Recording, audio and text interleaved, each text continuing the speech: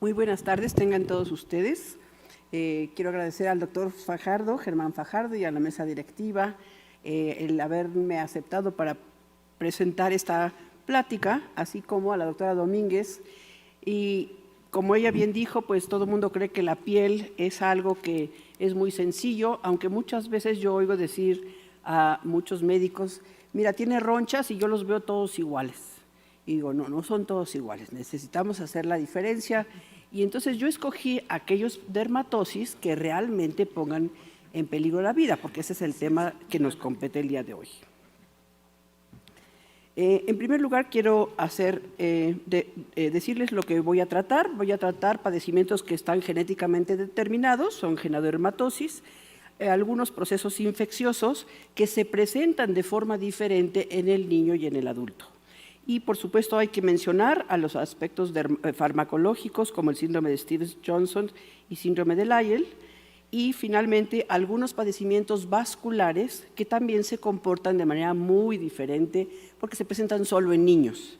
Entonces, vamos a ver algunas de sus características. Estas dermatosis pueden ser congénitas, pueden ser genéticamente determinadas, pueden ser adquiridas o presentarse en pacientes que eran previamente sanos o igualmente en pacientes inmunocomprometidos. Y, por supuesto, puede haber procesos benignos y malignos. En primer lugar, de las genodermatosis me voy a referir a dos entidades: la epidermolisis ampollosa, que es una genodermatosis que está genéticamente determinada y hay muchas formas clínicas, pero me voy a referir a la más grave porque dependiendo del nivel donde la piel tiene el defecto en sus uniones intercelulares, a ese nivel se va a separar.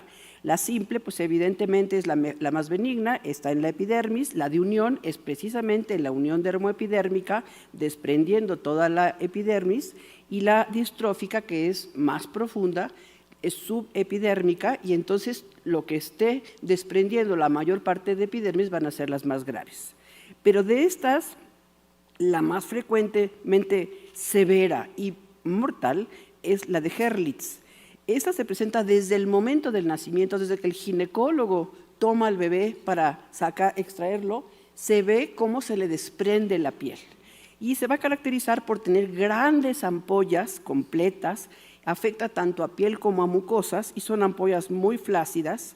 Y después vemos que tienen afección de otros órganos como son las uñas, los dientes, el pelo.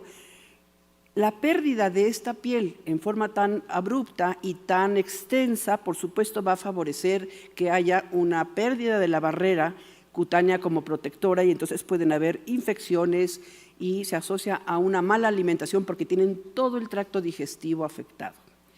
Tienen una sobrevida muy corta, algunos pueden llegar hasta 2 años, pero es raro.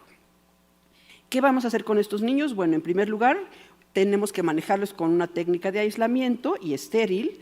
Debemos colocarlos en una cuna térmica porque pierden mucho calor y pierden líquidos y electrolitos por estas zonas tan extensas de denudación, y cubrir estas zonas con apósitos estériles que pueden tener petrolato, por ejemplo, nada más para que no se peguen, y si tienen dificultad para comer, pues habrá que alimentarlos por sonda.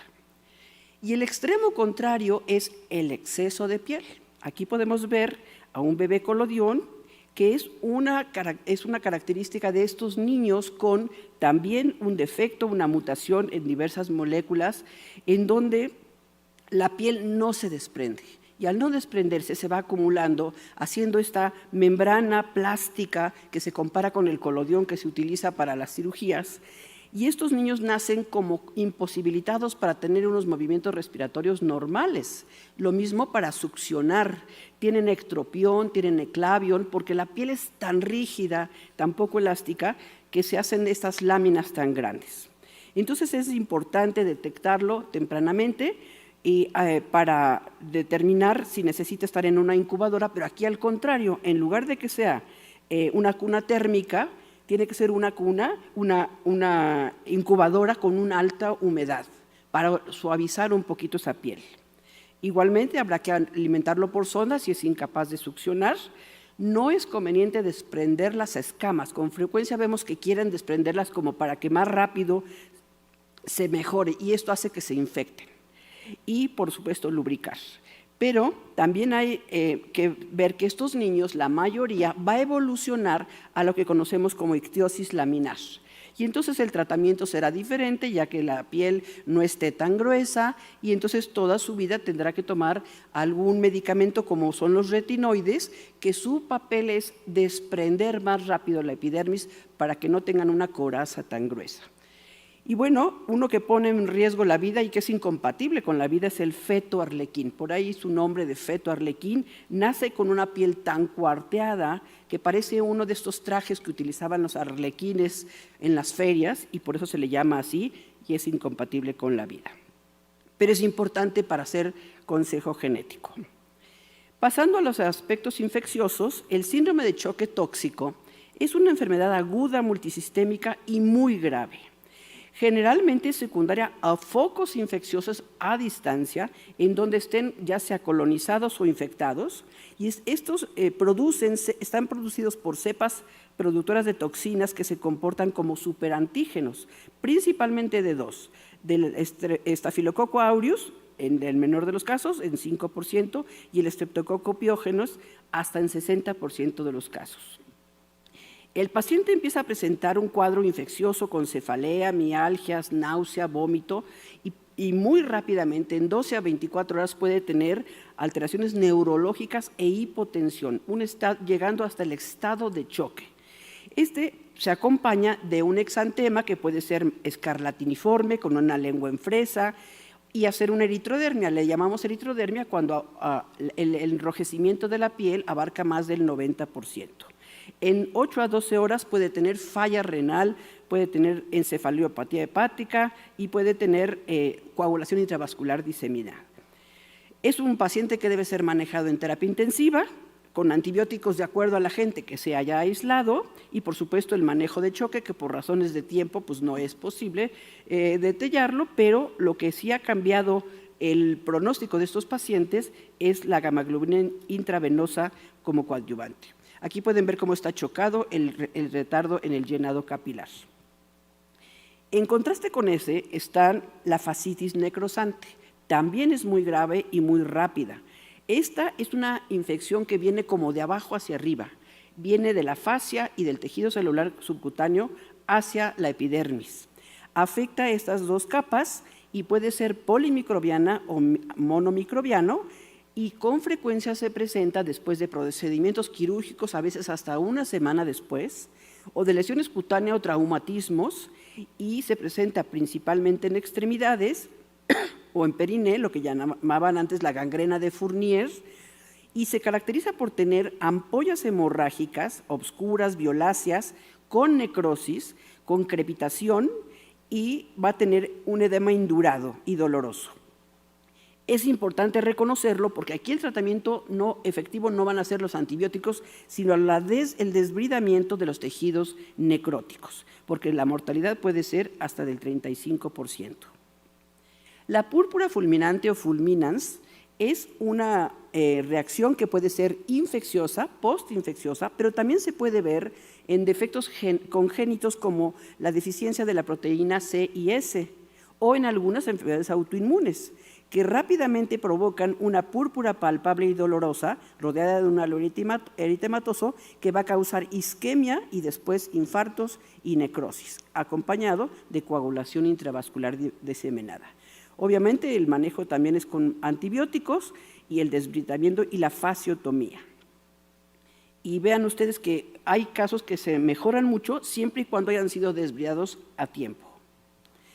El síndrome de Stevens-Johnson y de Lyell son enfermedades mucocutáneas agudas que están asociados principalmente a medicamentos, pero también puede ser a otros agentes infecciosos. Es una respuesta inmune específica a uno o más fármacos que constituye una hipersensibilidad tardía. La patogénesis es que hay una apoptosis de los queratinocitos inducida por linfocitos T citotóxicos y que hay una activación del sistema Fas y Fas ligando produciendo citocinas por los linfocitos y los macrófagos. En niños es más frecuente que sean por estos medicamentos, la carbamazepina, la lamotrigina y la fentoína y las sulfas en segundo lugar, mientras que en adultos las causas son otras, como verán más adelante. Cuando la afección es solo del 10%, decimos estamos ante un síndrome de Stevens-Johnson, mientras que si se afecta entre el 10 y el 30%, puede ser un síndrome de sobreposición que ahora les voy a mencionar. Y más del 30% le vamos a llamar de Lyell. Vean ustedes cómo este paciente está en muy mal estado general. Las placas eritematosas se pueden hacer confluentes y afectan siempre la mucosa ocular, oral, uretral, que les causa también mucha comorbilidades. El Lyell es aquel que se afecta más de 30%.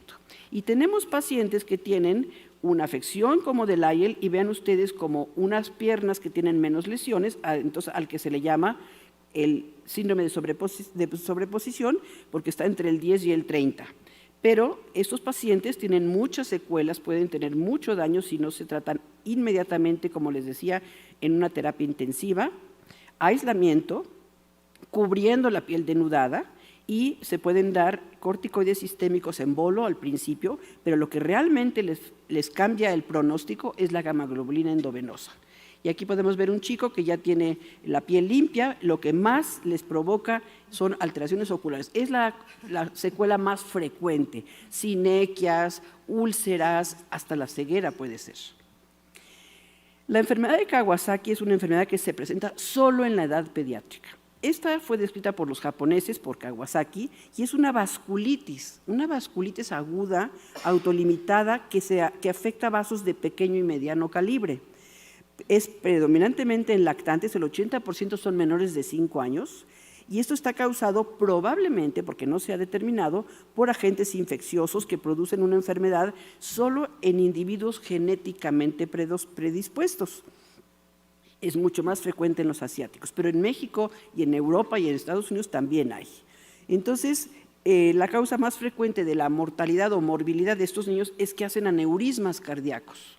Por lo tanto, es una cosa que debemos atender inmediatamente, porque clínicamente lo que tienen son una afección de ojitos y de boca, la lengua en fresa, un exantema que puede ser escarlatiniforme, aunque hay otras formas, y esto puede evolucionar hacia daño cardiológico.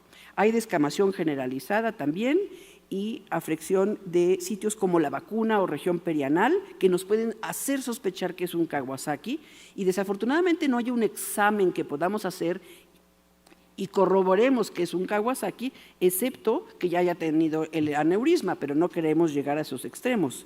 Entonces, la gamma-globulina también ha sido muy importante en el cambio del pronóstico de estos pacientes. Y finalmente, las anomalías vasculares, solo me voy a referir a 2 casos que son hemangiomas y malformaciones.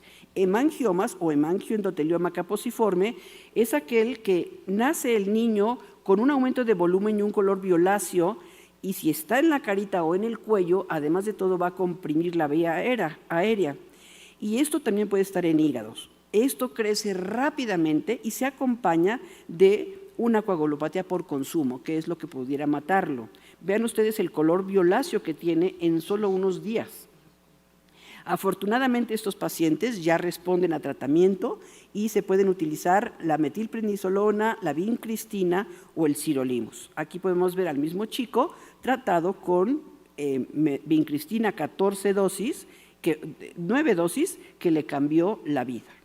Entonces, este hemangioendotelioma caposiforme es una urgencia, se tiene que manejar en terapia intensiva. Y por último, las malformaciones linfáticas macroquísticas, que son de gran tamaño y que estén en cuello o en tórax, pues también serán compromiso respiratorio que puede ser muy grave.